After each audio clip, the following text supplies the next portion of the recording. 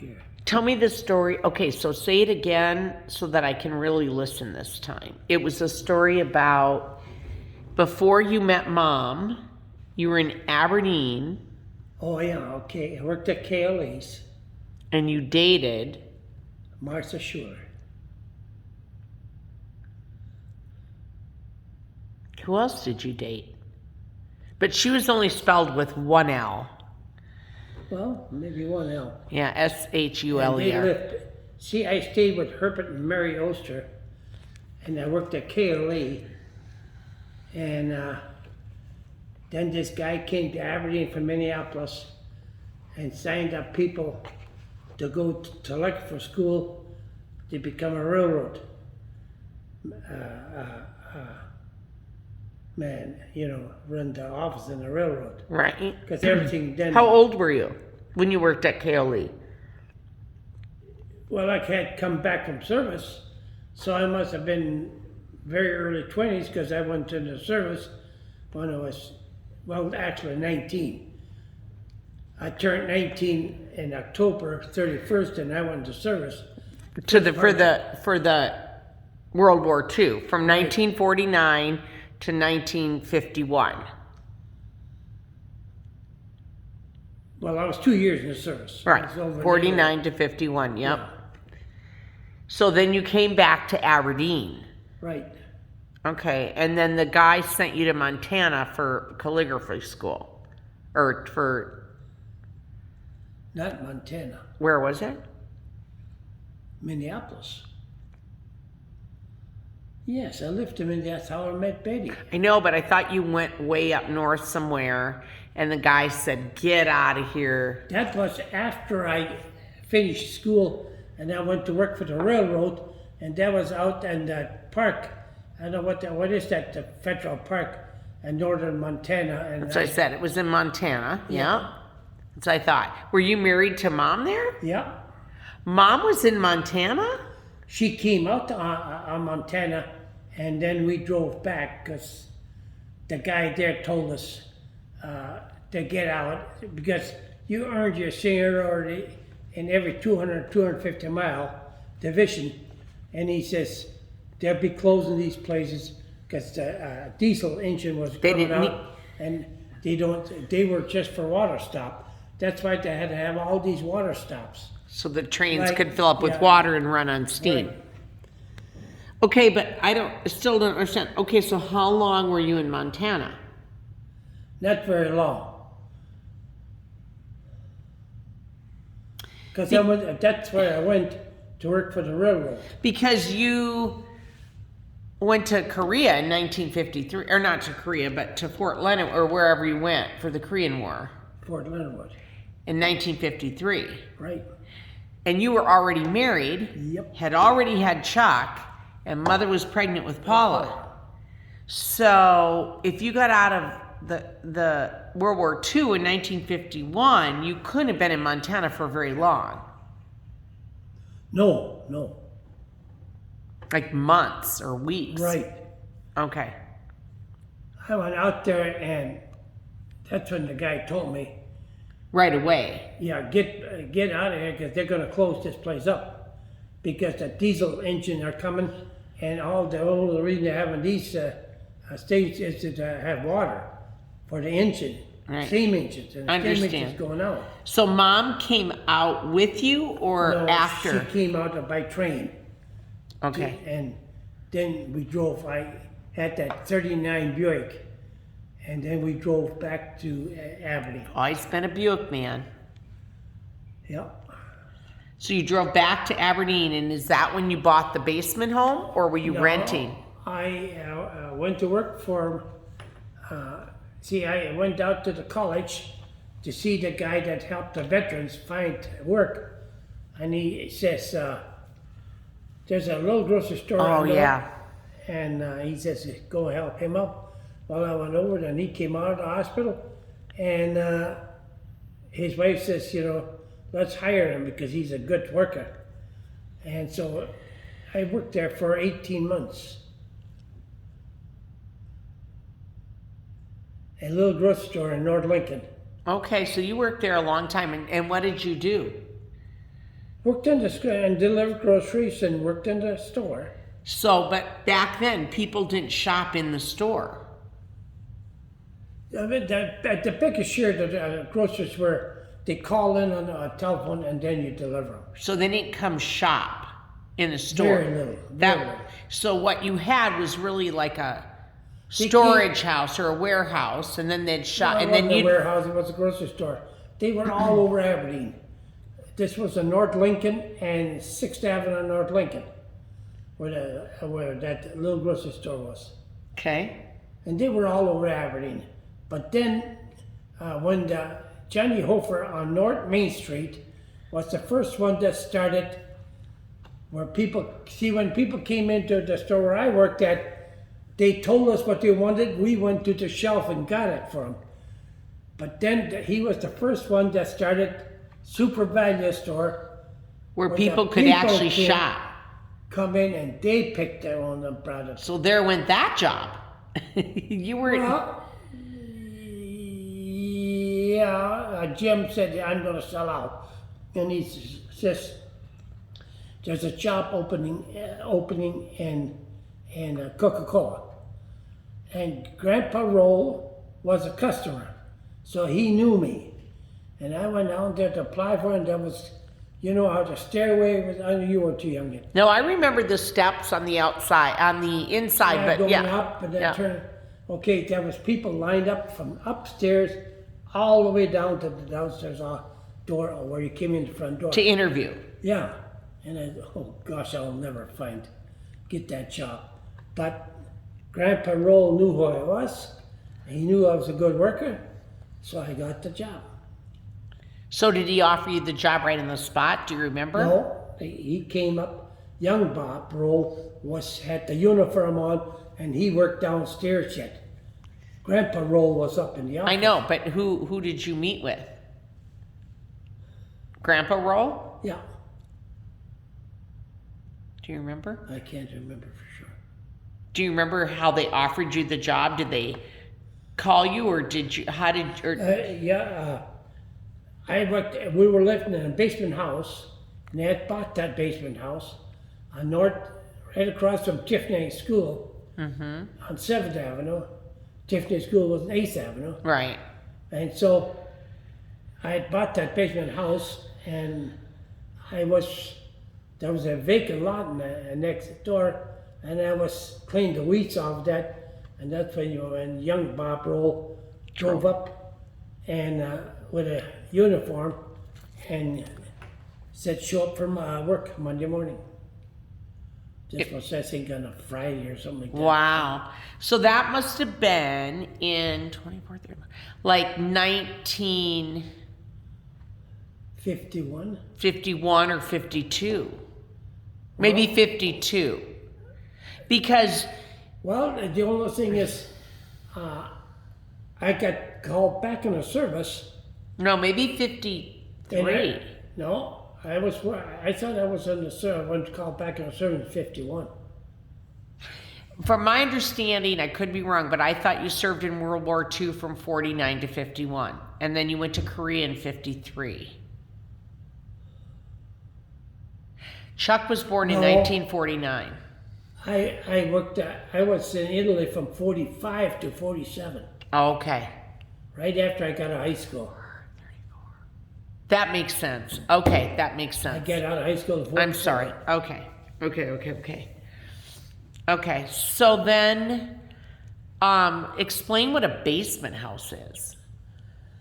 See, during World War II, there was no wood available, so a lot of people built basement houses, just a basement, put a roof on it, a top on it with tar, and they lived in the basement. So that means they dug a hole in the ground, Right.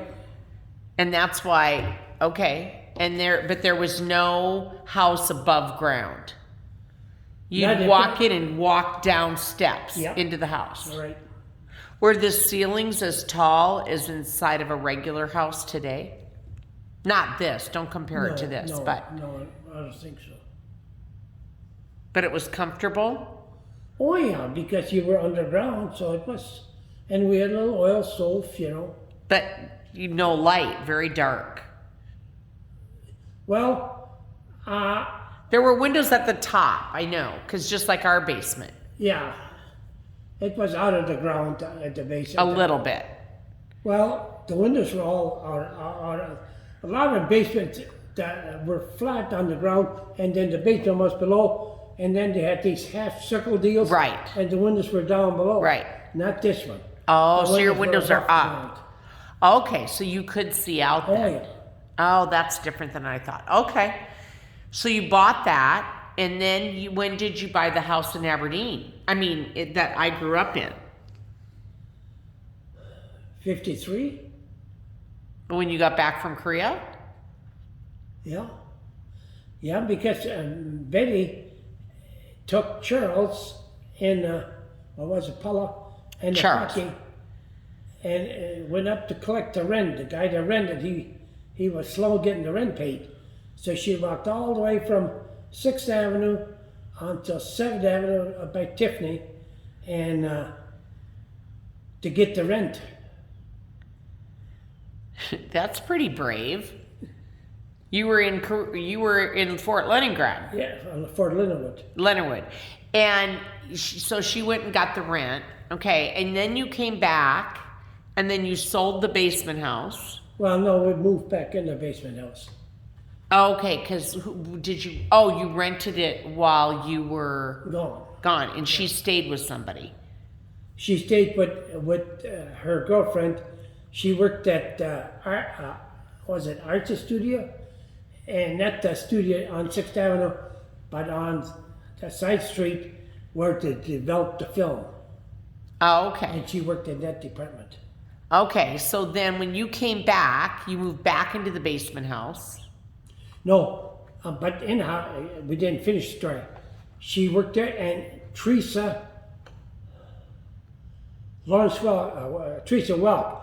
That was Lawrence Welk's brother, John Welk, where she stayed. Oh my gosh, you stayed with Lawrence Welk's brother? I never knew that. Yeah, and she stayed upstairs, and Teresa Welk worked with Betty, and that's why she stayed there, and they didn't charge her no rent because Mrs. Welk really got along well, and she loved Betty. Yeah. So she was up there with Charles and Paula. That's where Paula was born, and I came home from the service, and I bought Charles a little tricycle, and he went all the way down the steps on that tricycle. Did he get hurt? No, he hit the door down below. He scared the heck out of you, I'm sure. He could have got hurt bad, but Oh, that's funny. I didn't know that. Okay, so he had to be little because Paula was a baby when you came home. yeah. And then, because you were only in Korea for a year. I mean, in Right. Fort Leonardwood for a year. Yeah. And Paula was born, so she was still a baby. So Chuck couldn't have been more than 2 Yeah. years old, Something 2 or 3.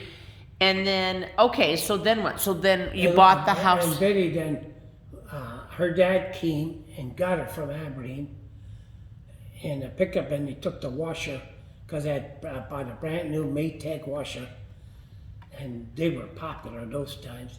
Well, anyhow, he took the washer, and Big Betty wanted to keep the washing machine for the diapers, and he picked her up and took her back to Faribault, not Faribault, right out of Minneapolis, Northfield, north of Northfield. Apple Valley, or Apple Valley. Today it's part of Minneapolis. okay, And so now they bought a farmhouse there, really nice farm home. okay, And so anyhow, they kept Paula, or was it Pat that kept Paula, and she took Charles and the train and came down to Fort Leonard to see me. wow. I bet. I wonder if Chuck And- remembers that. Probably not. And Hank Wainwright had bought a brand new 49 Mercury. So him and I or boat stage. That's a week. Take that and go back home for 3-day leave to Aberdeen. Drove straight through. Wow. And So how did Mother get there? By train? yeah. Okay. And then I took her to St. Louis to get on the train and send her back. But anyhow, while we were in Fort Leonard Wood, Hank always had me ticked. See, I was a first sergeant, so I was in the orderly room. So I was allowed to park. See, anybody else, like if the trainees or these guys had a car, that was a parking lot. Farther away. Further away, we had to park all of that. But being I was first sergeant and the captain, we could park right by the orderly room. Okay. So Hank gave me to take the Mercury home to meet, because all the guys there pestered him to wanted to go someplace because they knew he had a car. But as long as I had the car, he didn't have the car, and I was first sergeant. Nobody came to me and begged for the car rights. But first sergeant was like an I understand. You're the boss. officer, yeah. So they didn't Yeah. bother me. So anyhow, I kept the car. Well, when I went home, To Aberdeen. I got discharged before Hank did, and he says, "You take the car home back with you to Aberdeen." Wow. And he says, if you want to buy it, I'll sell it for you to real reasonable. And so he sold it to me. So I went got back to Aberdeen. I went to the bank, got the money, and paid his dad, Hank's dad that lived at Wineries. They both, him and his dad both worked for the mail department, deliver mail. Okay. So I bought that Mercury from him, and I had that 49 Mercury. So then how did you find the house on North J Street and when? Well, in the meantime, when I worked at that grocery store, I met Ron and Doris Bradley, Right. He was a And- realtor. and he was architect, but he Oh, architect. That's yeah, right. but he was from Minnesota, and so anyhow, I got to know him when I was working there. We became friends, so we started going out, and so anyhow. And I lost my thought. We're talking about the house on J Street. Did he build it? Oh, no. I had him look at the basement house. I had bought that basement house. And it was so located, and it was really small. I think it was 24 by 24. Oh. Well, Ugh. it was situated in such a way that I had to overlap on all sides. And it was not a house to build on. Okay. So anyhow, we started looking around, and whenever I'd find a house to look at it, he'd come in and look at it because he knew how houses And were you'd say supposed to thumbs build. up or thumbs down. Yeah. I looked at some, and he says, stay away from it. And then you found the one on North J. In North J Street, and there was no garage there at that time. Oh, you put the garage in I later. built the garage, yeah. Or And had it built. and then And then also I built on. I know you built on. That was way later because I remember that. Yeah. So when you bought that house, did you build it as a basement house or did you build it as a full house? Oh no, you didn't build it. It was existing, but it was newer, wasn't it? It was pretty new when you bought it. Which house? The one on North J Street. I'm sorry, I'm Oh yeah, confusing. that was there, yeah. But it was pretty new. Oh yeah, that was pretty new, yeah. Wow. Okay. That was a big house. And the builder that built it was a very well-known builder. Okay. Was it Kirk Kessler? Or somebody like that built it, so we knew who built it. And whoever houses that he built, he built them right. So that's why I bought that. Okay. So when you got in there, Chuck and Paula and you and Mom, you guys had a lot of room. Well, no, when I moved in there, when I bought it, I had rent the basement out for quite a while. I had builders. I mean, somebody living down the So basement. they'd have to come through up the basement. No, I hadn't built on yet. Oh, so there was a door outside from the basement. You came up in the basement and went outside. Yeah. So when you built on, that door was closed. And I needed the basement because I had to have Charles and Tom slept downstairs, and you and Melinda and Paula slept upstairs. Yeah. Yeah, I remember. All right. Well, that's our little video chat for today of information.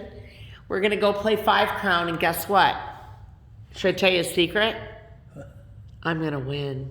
We're going to finish that game. And I'm going to win. Yeah, but look at the score. Right now, it's not looking so good for me. You won the surrender or you won? No, Wanna I'm try? still going to try to win. Bye.